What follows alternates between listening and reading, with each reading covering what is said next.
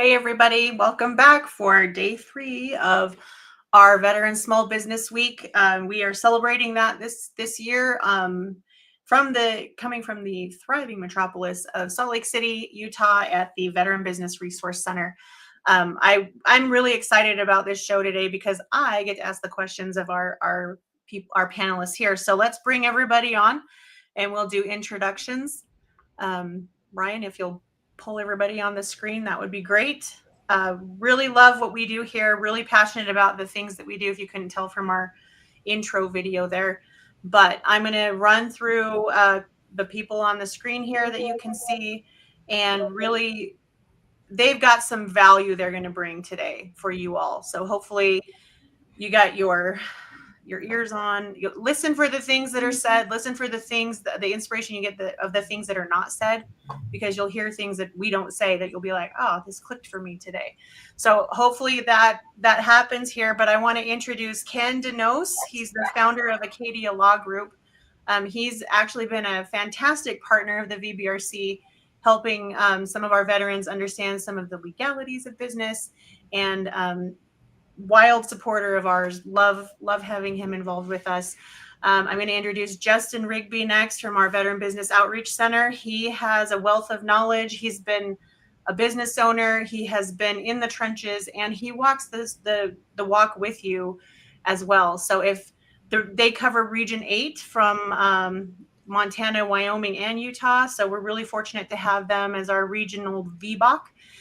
You'll meet him when he comes into town to teach Boots to Business, and love the partnership that we have with them. We also have Ryan Patrick Hunt from 10th Mountain on here, also from Forged by Service. I'm going to call out our sponsors here in just a minute. I wanted you to meet these beautiful faces first. And then we also have Luke Medvegi. He was the Veteran of the Year for Indiana, and also he's a business owner with a Business Navigators, as well as he's going to talk about his eCoin nonprofit here in a little bit too, and some of the lessons he's learned as he started his business. And Kelly Johnson from the Veteran Business Resource Center, business advisor here. He, same as Justin, same as Christopher Kleinman, they will all walk the walk with you and talk the talk with you. So any of us are willing to help. Any of us can be a resource. Luke, Ryan, and I are IVMF ambassadors. So speaking of that, we're going to jump into our thank you to our sponsors. I first want to thank Forged by Service for providing us this platform to speak from. This has been really fun to put this together and work with you guys on that. So beautiful work. Thank you for that. We also have the Utah Department of Veterans and Military Affairs. Their support for us in the state of Utah has been phenomenal. Over the years, we're excited to continue our mission of supporting our veterans, active duty, reserve guard, and military spouses with anything they need for their businesses. We also want to thank the SBA for inviting everybody to a party called National Veteran Small Business Week. And we're excited for seeing this continue for next year. And then I want to make sure that I think I got everybody on here. So it's really great to have you all here. I want you all to kind of give a little bit of your background. So we're going to go like 20, 30 seconds. So you can correct my introduction of you if you don't like what I said. But to me, these are all gentlemen that I highly respect and am very grateful to know. So we'll go in order of how I called you all out here. So Ken, we'll start with you. All right. Well, thank you. Thank you for the opportunity. And we are honored to provide a service to veterans. We love it when they call us. We love to help solve problems and help them build their businesses. So we consider ourselves business advisors more so than a law firm. Even though we operate as lawyers, we're really here to be sitting on your side of the table and to help you with any aspect that faces your business, from just organizing it, getting it set up, to starting to build infrastructure around that. We help in all those aspects. We connect you with other providers, service providers that can be helpful for your business, not just in the legal sphere, but the operational sphere. And so we're really from seed to all the way to even IPO if necessary. We help businesses all along that route. And we're so excited when we see creative people putting things together and creating something that's never been done before in a product or a service. So great to be here, and thanks, Becky, for having us. Yeah, thanks, Ken. We're excited to get to the conversations that we got. So Justin, go ahead. Hi, Justin Rigby with project manager up here out Big Sky Economic Development in Montana. We do cover Utah, Montana, and Wyoming, like Becky had said earlier. But our bread and butter is kind of just going around to the military installations in those states and teaching boosted business courses, so entrepreneur type courses for those that are transitioning out of the service, and then we do some reboot ones for those that have been out of the service for any number of time in a year or era. And then we do those randomly throughout the year and in different locations. Most of them are hybrid versions, so more people can join and be able to get some of this knowledge. Some of the things that we'll talk about today and this week are part of that course, and great. And then great opportunity to be able to ramp from that into other services. But we can help you doing pretty much all the things that you saw at the beginning of that video as well that Becky was showing, so that we can help with that one-on-one counseling and mentorship and just any of your business needs. So biggest thing is just bringing that from an idea to an actual concept. So we can help you out with that. Yeah, thanks, Justin. Ryan, I think I called you out next after that. Sure. I'm Ryan and also thank you, Becky, and thank you, Utah VBRC, for allowing us to have this awesome conversation I know we're about to have. Ready, getting some value here. So Ryan Hunt from 10th Mountain LLC, which is essentially a consulting firm focused in people operations, including talent acquisition. Last year, we were lucky enough to extend out over 50 plus offers within the military community. So huge win for us this year. And I'm also an Institute for Veterans and Military Families Bunker Lab ambassador. And so I consider myself a resource for the veteran community, which being someone that served over 20 years, retired now, I have definitely a huge passion for this community and want to see everyone have their messages amplified and their positions elevated. And entrepreneurship is definitely a pathway for that.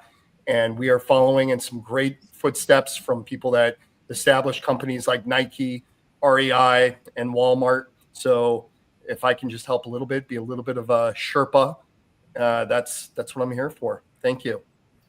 Great. Luke. Hey, thank you for having me here today, Becky. It's great to be here with such great folks. Yeah. So Luke Medvegi, I live in Indiana. Long story short is I own the Business Navigators. It's a coaching consulting firm where we hire vets, put them in key critical roles to be coaches or consultants. We help businesses with their strategy, people, process, and systems. So we help streamline them and help make sure they're effective. And we like to leverage and utilize veterans. That's who we hire predominantly, and that's who we like to use. With that said, I also have a nonprofit, Becky mentioned, American Heroes Equine Connection Incorporated, a 501c3 that helps veterans and first responders with PTSD. And we'll talk more about that later. And it's just a great honor to be here. Oh, one last thing. I am, yes, a part of IVMF Bunker Labs, where I help vets over here in Indiana, specifically in central U.S., with getting into businesses as well. So we work hand in glove with Becky and Ryan. So thank you. Yeah, thank you. All right, Kelly. Hold on, before you go, I want to just say, I'm really grateful that we have Kelly and Christopher with us, because until they joined the team, it was me doing the business advising and running the VBRC, but it has been phenomenal to add them to this team. And they've got a wealth of knowledge. They know things that I don't. They complement, they kind of round out all our knowledge base here. So thank you guys very much for joining the team. They keep coming back every day, so I'm fortunate for that. But Kelly, go ahead. Yeah, briefly, Navy veteran. In some of the topics that are going on this week at the larger SBA level, I am an active participant in the federal surplus. I have a background in international government contracting, construction, real estate, owned and operated several restaurant components, retail, digital marketing. Now I'm just grateful to be a part of the advising and work with small businesses and in the startup and growth phase. Awesome. And Christopher. Yeah, let's see. I've been in the National Guard Army National Guard in Utah for about 8 years now. My background is primarily in personal financial advising and retirement planning, but I'm kind of converting some of that knowledge over into the business advising space. I believe you got to take care of your business owners, the person running the startup, for a business to be healthy, and money plays a big role in that too. I like being part of the VBRC, where we're able to provide this resource. We always say that your service paid for our service. So it's a place that people can come and anything from spitballing ideas because they want to start a business to figuring out how to keep it from crashing into the ground and go for maybe a safe landing one day or take it off to the moon. So we're just here to be a resource to our veterans who are trying to get their businesses going, whatever stage that they may be in. Yeah. All right. Thank you guys.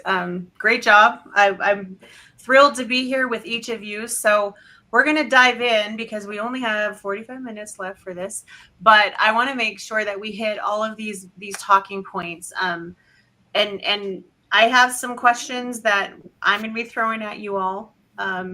Just kind of going through some of the talking points that maybe you guys have identified that might be helpful for our crowd. But even if we don't get to all of them, if you, the audience, have questions, please put your comments in there. I'm watching those. We'll make sure that they get asked of our experts here. And we're here to talk about everything from going from idea to launch to growth and anything that goes in between for there. So talking about getting your business off the ground. Justin, I want to ask a question of you first, because I would love for you to kind of go through some of this first steps a veteran should take when they're ready to start a business, and where do they go? I love from the regional VBOC perspective, would love your insight on that.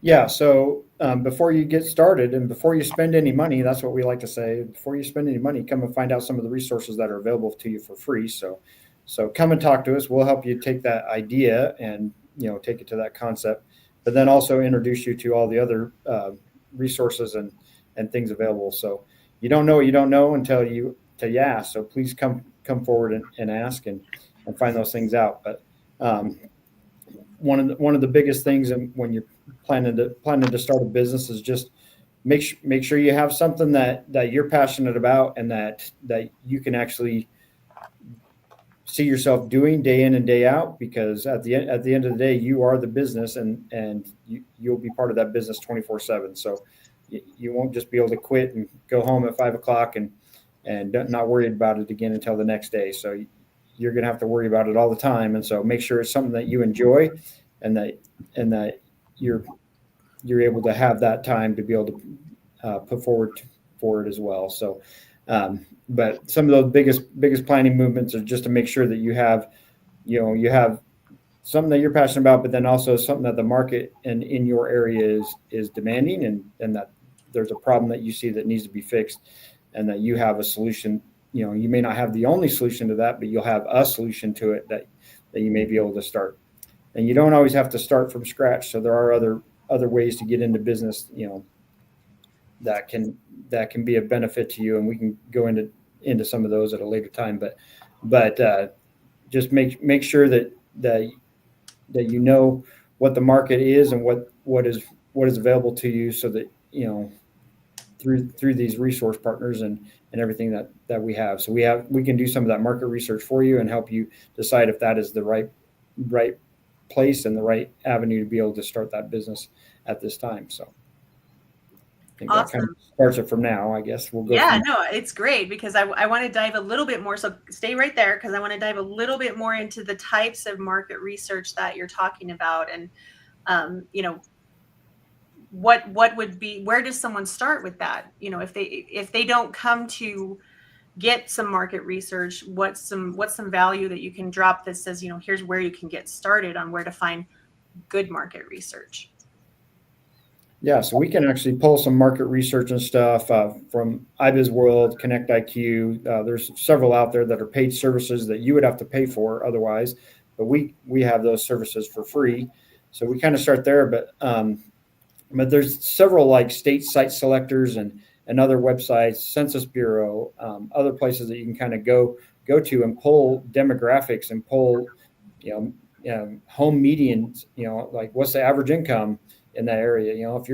If you're trying to open up a high-end restaurant or a high-end, hotel or anything like that, or, whatever it might be, if you're trying to open up something in a poorer community or a place that doesn't have that much extra wealth to be able to spend on those luxury items, we can help you solidify that. But a lot of those services are free. So the Census Bureau can pull up a lot of that stuff. I mean, you can find out how many veterans are even in the area a lot of times, depending on how they've registered and different stuff.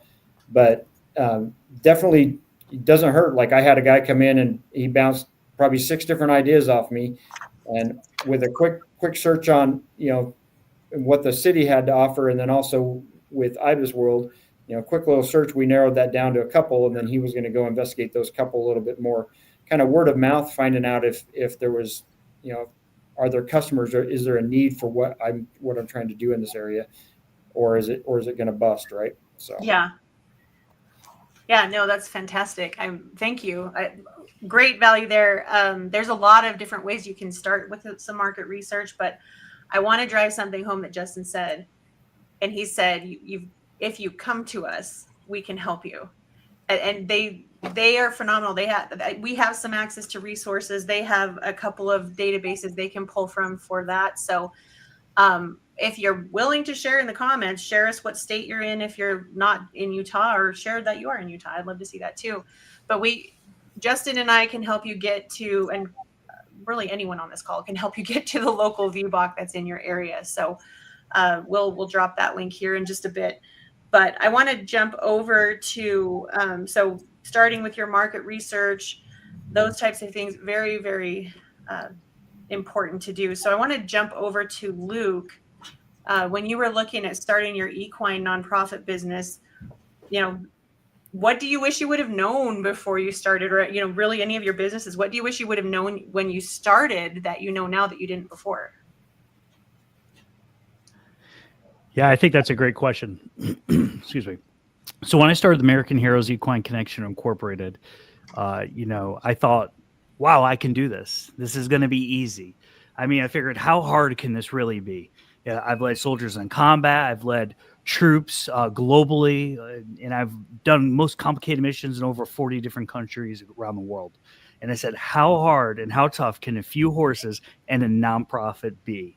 Turns out, and it's just a fact, the horses listen way better than humans, but the paperwork bites harder than either one. What I knew back then is that I had the passion, but sometimes in many cases that passion didn't translate to a process. So I had to pull myself back and figure, whoa, I may need some more mentors.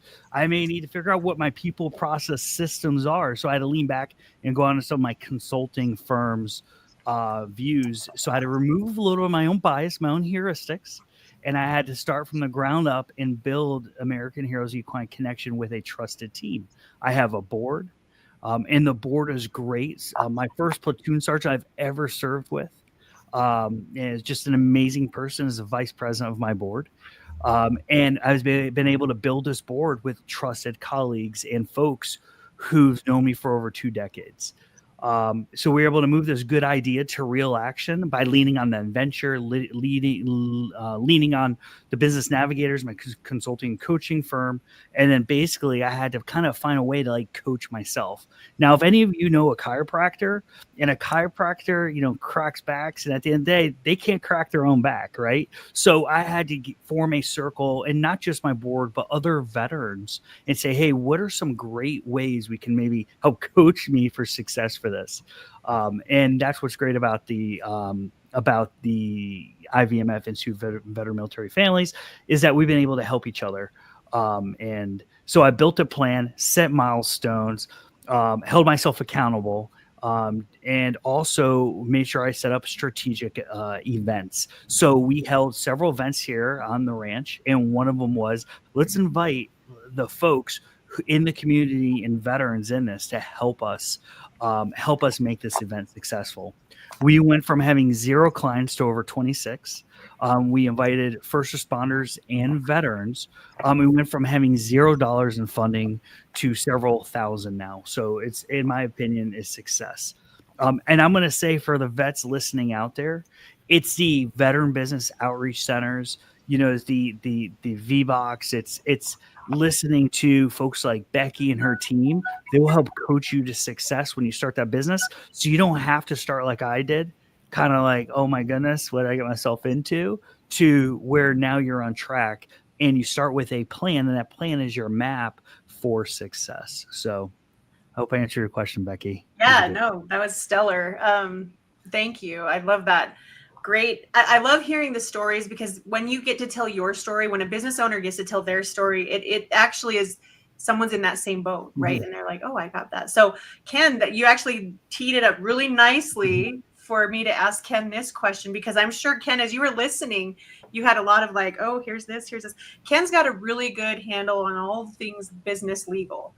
And he's phenomenal. So I'm going to ask you this question. It's number 3 that we talked that Anna gave us to give you, is when your business starts to pick up momentum, don't forget to document what contracts, plans, because Luke said a lot of, I started it with these people and I pulled in these people and those people. So I want you to talk about, don't forget to document, like give us your best advice on that and what your thoughts are. Yeah, I mean, the important thing about when your business starts to pick up momentum is that documentation starts to make your business have some tangibility associated with it, because in reality, your business really only exists on paper. And so therefore, it's the kinds of records that you keep and the documentation that you keep that starts to substantiate your business. For example, when you finally get to the point where outside investors might be interested in your company, what they're going to want to do is they're going to want to have a look through all of your records. They're going to want to have to look through all your accounting records, your legal records, your business records, your licenses, all of those sorts of things. And while you don't need to necessarily get overwhelmed with that at the beginning, because you should prioritize the vision and some of these things that some of these great participants here today have talked about. As you start to gain momentum, though, you need to start thinking in the back of your mind, okay, how do I document? How do I record these things? How do I paper over? How do I memorialize these commercial understandings that we have with some of our key suppliers or distributors or customers?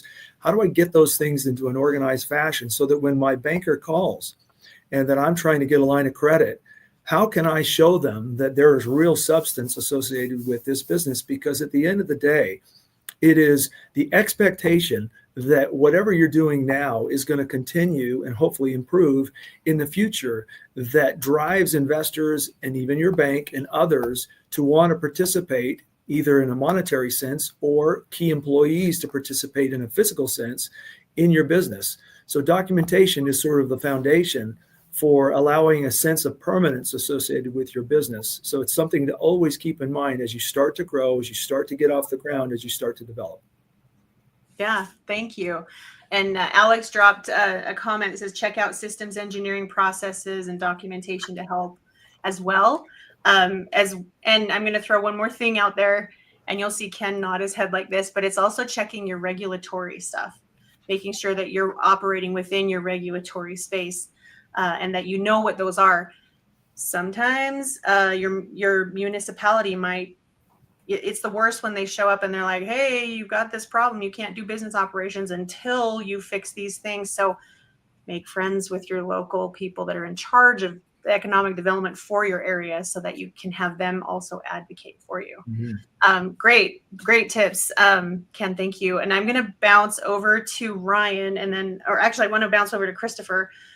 Sorry, I've got things moving all over my screen here. But so we've had research, we've had documentation, we've had pull your team together. Christopher, I want you to talk a little bit about financials, how overwhelming that can be, and what's your advice for entrepreneurs who don't know where to start? Because what Justin said was true. We want you to start your business with the least amount of money spent out of your pocket, keep as much of it as you can. So where do they start? Yeah. So honestly, the first tangible step that I would take is get your personal finances and your business finances separated. Keep those in different bank accounts. Don't pay for your personal, don't go buy your groceries with your business money and vice versa, right? And so we need to make sure that those stay completely separate. This is going to save you a ton of headaches down the road. Really though, the overriding principle I would say with starting off with your business finances is to just keep it simple. I think people will immediately start to go way too big, way too fast. They're creating a lot of very complex. They're taking their maybe overly complex business ideas that they're having, and they're attaching dollar amounts to every single piece of it. And you'll need to do that eventually, but in line with keeping your business simple when you're starting off, you need to keep the finances simple. It all needs to make sense to you. As you're starting to get off the ground, you need to be aware that every single dollar that you have tells a little story about your business. And you just kind of need to know what those numbers are saying. Once you do start moving, and just talk with someone else too. I would highly recommend scheduling to meet with someone at the VBRC or VBOC or wherever it is. Have someone who you can bounce these things off with. I think the second big part here is you just don't know what you don't know. And that really applies in the finance and accounting world, and the law world, as Ken was talking about. It's just so important to have someone else that you can share ideas with. Sometimes you just go way too deep on something and you don't realize that maybe you've completely missed the mark. And so, I guess if I were to kind of encapsulate those, separate your finances early, keep business and personal apart, make sure that you keep it as simple as possible. Make sure you know the numbers that you're talking about, and then do it with someone else. Bounce these ideas and bounce your spreadsheets off on someone else who can talk with you through the whole process. Yeah, great. Love it. There's one thing I'm going to throw out here, because then we're going to bounce over to Ryan for this topic. So that was a great, we'll do a good segue from that, because sometimes with bookkeeping numbers, maybe you're not the person that wants to do those numbers. Maybe that's not your strong suit. That's okay. Like, we can help you. The VBOC can help you. There's a lot of people, the small business development centers across the country, they can all help you with what you need to do and help you set up those spreadsheets. So to that point, that's one facet of it. Ryan, sometimes it takes a village to build something great, right? Mm-hmm. So how does a community play a role in helping veterans launch their businesses? Oh, wow. That's definitely a big question, a lot to unpack there. For me, having a community of like-minded individuals, people that share the same beliefs and the same values, such as grit, it's important to have these people and to be able to have great people I can talk to. For example, Luke, I actually talk to him pretty much 5 times a day, it seems like, and we're constantly bouncing ideas off of each other. So I consider him not only a mentor, a coach, and a teacher, but I also think that sometimes I'm a coach and mentor for him as well, for some of his good ideas. You know, as an entrepreneur, a lot of the times, some of us can look out there and there's a lot of shiny objects. So shiny object syndrome is a real thing. So it's great to have a veteran community that we can rely on. And you know, they say your net worth is your network, or network is your net worth. And that's truly a fact, especially with entrepreneurship. You know, you need to have allies, you need to have collaborators that you can rely on, that can help to amplify what you're doing and to elevate your business. So I think that's the importance of the veteran community, and also being able to understand that, you know, a lot of us are bootstrap entrepreneurs, especially those beginning off as they enter into the VBOC, which I think is almost like an entryway for the SBA, and the Strive program and some of these other great programs. Being a bootstrap entrepreneur, and I've mentioned this before, and I say it all the time, is being able to leverage all these wonderful and free resources that are available. And the veterans have so many that are available to us. I've mentioned a few, but Boots to Business, or the reboot version of it, or even with the Institute for Veterans and Military Families, they have Bunker Labs ambassadors that are out there, like Becky, Luke, and myself, and so many other terrific individuals that are advocating for the veteranpreneurs and veteran community as a whole, or other programs like VWise or EBV that are part of the IVMF portfolios. So a lot of terrific programs and resources, and there is a veteran community that is out here ready to support our brothers and sisters, and also our mill spouses and mill brats that are out there. Yeah, that's awesome. I love that you brought all of those things up. We're gonna drop the link to IVMF, but I want to clarify, because there's lots of acronyms. EBV is the Entrepreneurship Bootcamp for Veterans. So Strive is the startup training resources to inspire veteran entrepreneurship. We are a Strive consortium member, so we teach the Strive program here. We have two versions of it, one traditional, one for women, where we talk about the biases women can encounter. And then we also, VWise is the Veteran Women Igniting the Spirit of Entrepreneurship. And if, for all the ladies out there, if you haven't gone to VWise, go. You will not, it is unlike anything else you've ever been to. So just want to clarify those things. And what you brought up was something that was a super good point, where you said there's a lot of resources out there for veterans. And one of the misconceptions is, I don't have any resources around me. Where do I go? No one to help me. That's a big one, right? There's some others, and I want to mention them as well, just because I have this opportunity, this forum here is, you have programs like Rosie Network also that have the Service to CEO program.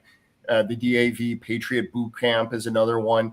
And obviously SCORE is in the Apex is another couple of resources that are available out there. But even like NYU has a program for veterans that really has phases and can help them, is in addition to working with the VBOC on building those business plans and also learning how to pitch your business. So anyways, Thank you for allowing me to kind of throw those out there as well. Yeah, no, it's something important. And that's the one thing that I try to tell people is we're building an ecosystem, not an ego system. So I always tell people, it takes a village to do something great and one village idiot to blow it to hell. So we really try to make sure that we're pulling everyone together that's going to keep building and supporting and take advantage of all of it. Run, go, do. We're so excited when you find those resources. But I want to stick with the misconception idea. We're going to jump over to Kelly. What are the common misconceptions that entrepreneurs can have about starting a business? And how can the VBRC, how can you as a business advisor help them overcome those? Yeah, there's probably a million. I created a short list, so I'm just going to rattle those off and we'll go through them. If I build it, they will come. Right? It's this component where, especially new timer or first time business owner, entrepreneur types, they're so convicted in their concept that they can't see any way that it'll fail, which is a great place to be, but it also has a bit of delusion to it. I need a perfect product. That's one of my worst. I've been caught in that loop many times, and there's a great concept out there, even a book called Lean Startup, and they go through the components where, and I'm a huge fan of the idea of a lean startup, meaning start with what you have, because you don't know what you don't know. And the best way to get to a solid concept or even business model is to start somewhere. Just sitting in the design and engineering phase can be the crippler. 5 years of concept design is 4 years and 8 months too long. Needing a lot of money. Yeah, the concept of bootstrapping has come up a few times. Christopher talked about keeping finances finances separate, not spending money, right? There are a lot of resources. And so sticking with that start small, spend small, that's another component of that. I can do it myself is one that I came up with. We've talked on that already. Entrepreneurship inherently can be quite lonely, even with the best and the tightest teams. And as you add employees, when you're at the top making the decisions, it can be lonely. And I know too many veterans, especially that are in the business sphere, will continue to isolate versus building their team or their squad, as we like to talk about it at the VBRC. And then the timing component, or the idea that success is we're going to hit that break-even point at month 6 on our pro forma because we've run all the numbers 1,000 times and we've become extra conservative. It does usually take a lot longer than we expect. That's why most financial institutions don't quite look at us as being a real business until after 2 years of productive revenue and cash flow. So I guess that would be the quick list of some of the misconceptions that I run into. Yeah, no, that's fantastic. There's a lot of them out there.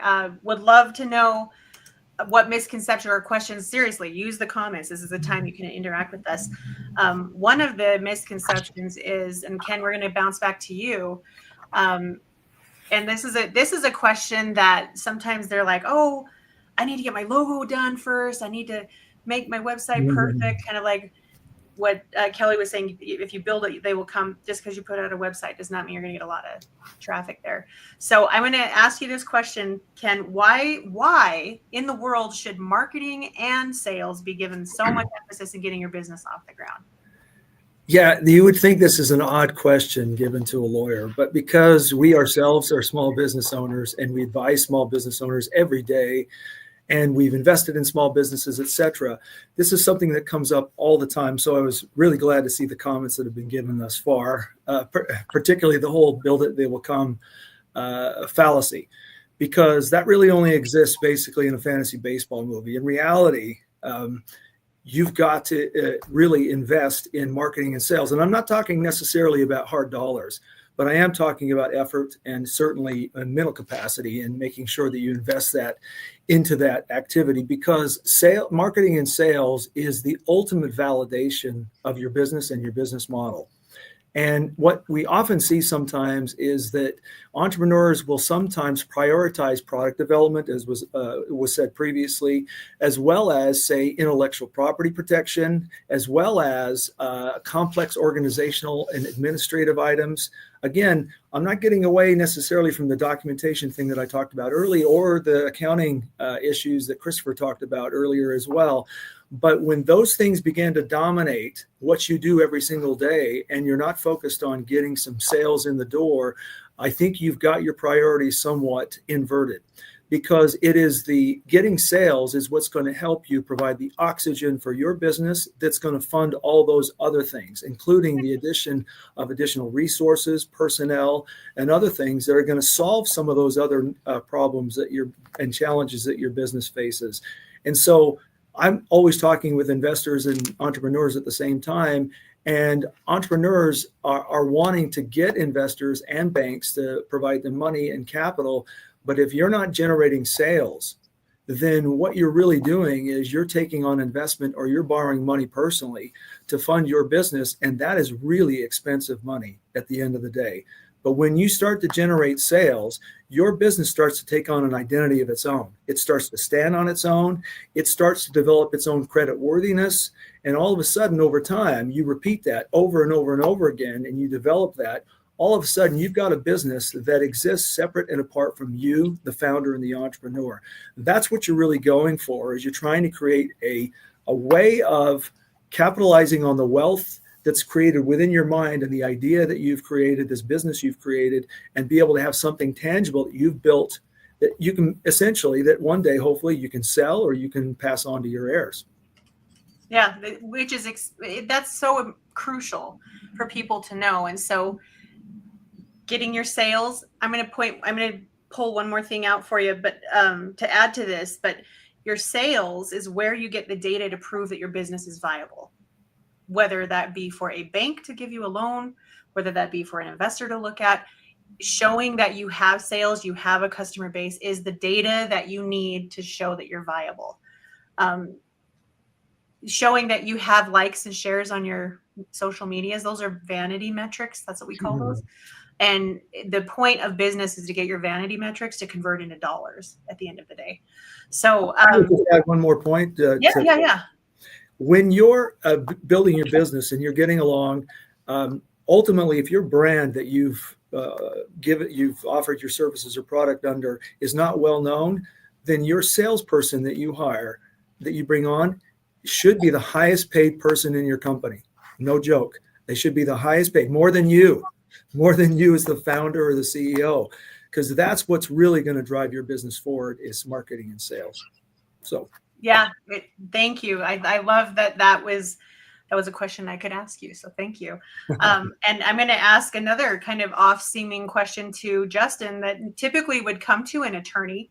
So I'm going to have Justin throw these out there because he's been there, done that, and kind of avoided a lot of these different things that he's kind of been able to keep his business going and also help advise on. But Ken, feel free to jump in. Any of you can feel free to jump in on this one. But what are the biggest risks to businesses as they're getting started that you've seen, Justin? Yeah, well, it's just making sure that you're in that right market, like we talked about before, making sure that there's a demand for it. So that's a risk, and you're in the right area. But just making sure that are just having the confidence in the business to be able to step out from your full-time job into the full entrepreneurship job, taking it from that hobby to a full-time business.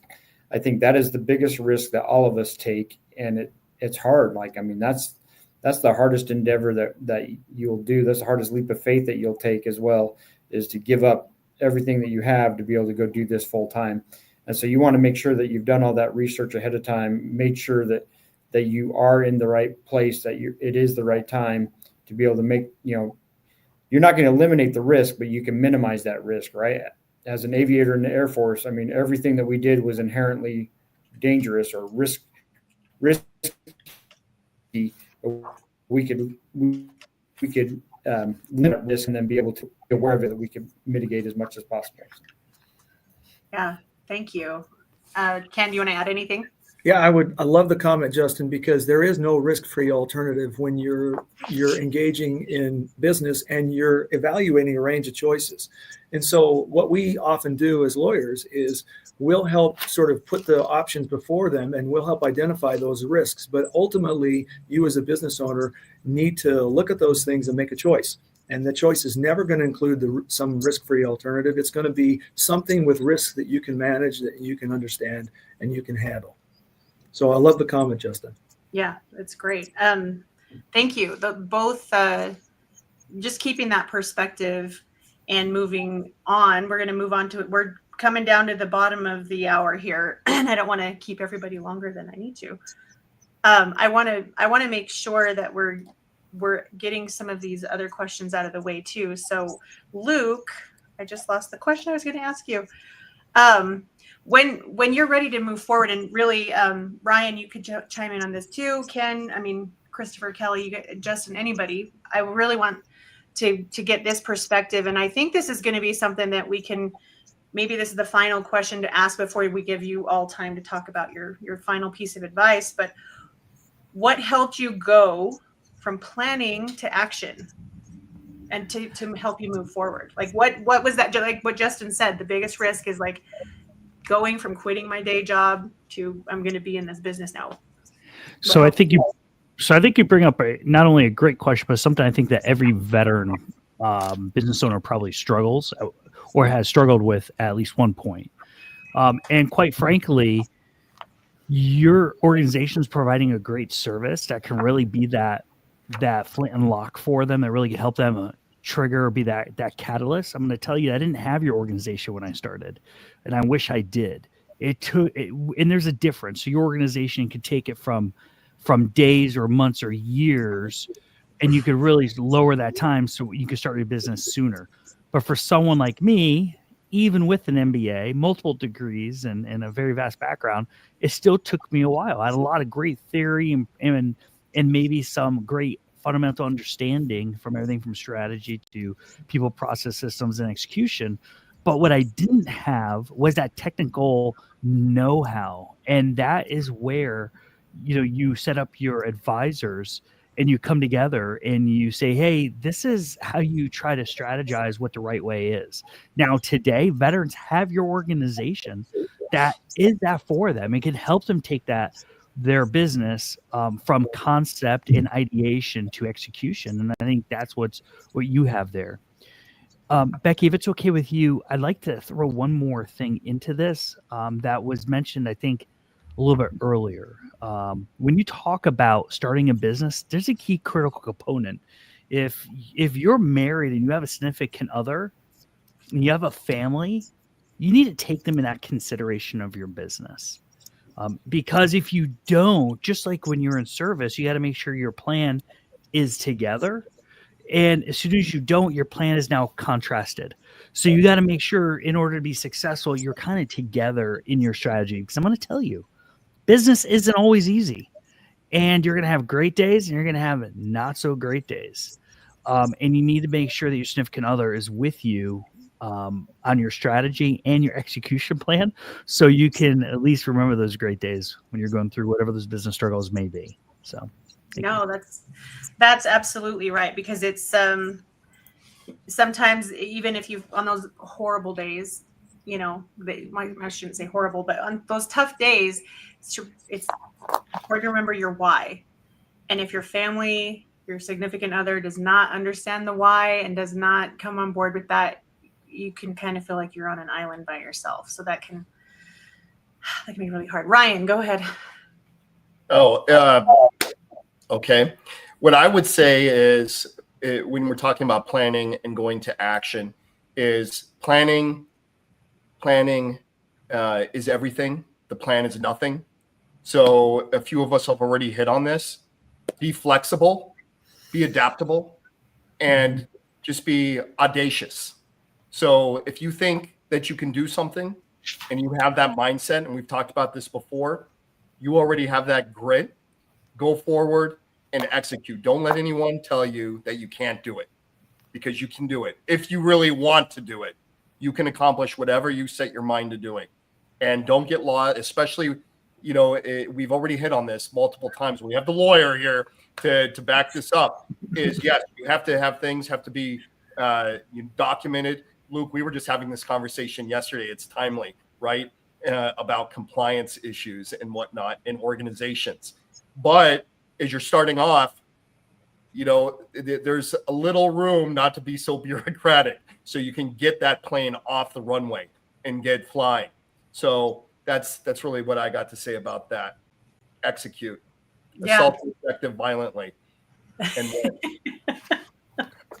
well, violently, I don't know about, but unless you have an axe throwing business or passion. something. It was Ryan. Ryan Rutland has a lot of passion, he said. Yes, so yesterday. I'm bringing him into this conversation. He told me, Becky, he said, and this is a little off topic, but still relevant and funny at the same time, is he's like, Becky tells me I'm a little too passionate, that I have to kind of control it. I'm like, it's called controlled passion. You need passion to be successful as an entrepreneur, because we're not always winning. There's a lot of times where we're not winning. So that's it. I'll shut up now. You're good. You're good. I want to bump over to Kelly and Christopher on this question, because controlled passion, and I don't tell Ryan that very, very often. But things can get frustrating as a business owner, so he'll vent and I'll say it's okay. But controlled passion, I want to come over to you guys, because knowing how to communicate to your customers, big deal, right? If you're not communicating in a way that they're receptive to, and this is not a question I prepped you guys for, so I apologize. I'm like throwing a curveball at you both. But as you're talking with clients and you're getting, and Justin, I would love for you to chime in on this too if we have a few minutes. But would love to know what your tips and tricks are for helping someone know how to communicate to their customer. All right, I'll go first. Simon Sinek has a fun concept on that, right? People don't buy what you do, they buy why you do it. Very philosophical, but it's got some fun stuff. He's got a book on it and some other things. So I encourage you to look into that. What he gets into in that concept is getting, right? Anybody can make a cup of coffee, but there's a reason Starbucks is much bigger than other brands. Now, folks like Alpha Coffee here in Utah, or even Black Rifle Coffee Company, have figured out how to bring more of why, and through their creative marketing and different components, they've been able to compete in that market extremely successfully. I guess that's my 2 cents on the idea. Okay, Christopher. I like to say, well, the riches are in the niches, right?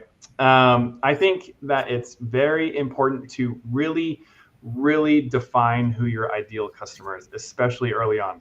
When you're big and you're Walmart, you can sell to whoever you want to. But when you're getting started, something I hear a lot is people say, "Oh, well, my client is anyone with money who likes X, Y, or Z," and that's just such a broad concept. And so we need to pare that down, and then pare it down again, and pare it down again, and get as granular as we possibly can. Like, is our client, who is this person? What do they do? What do they like? And really start to create an actual persona in your mind of who your client is. Like, if you met them at the park, would you recognize them? And once you have that in mind, then you know how to talk to them, because you're not talking to them like some brand blasting out verbiage to anyone who will listen, but you're talking to Luke, you're talking to Justin, right? And you understand who they are and kind of what makes them tick and what their interests are, and then how they talk. Everyone talks a little bit differently. And so you know how to talk to your customer, and then that is how you get good engagement. Justin, anything to add? Oh, I think So yeah, I really like the why questions and everything else, and that target customer, because that is kind of the biggest thing, is narrowing that down. I mean, I had a client yesterday, he wrote up in his business plan, is like,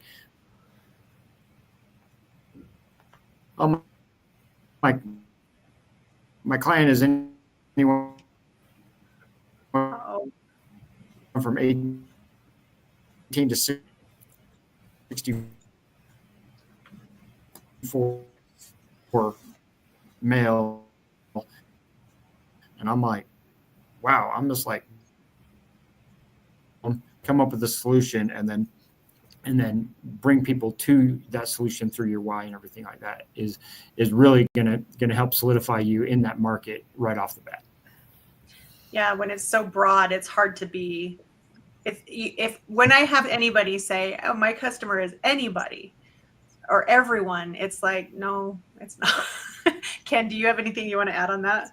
I would just like to say, I loved all the things that were contributed, but value is really what comes to me.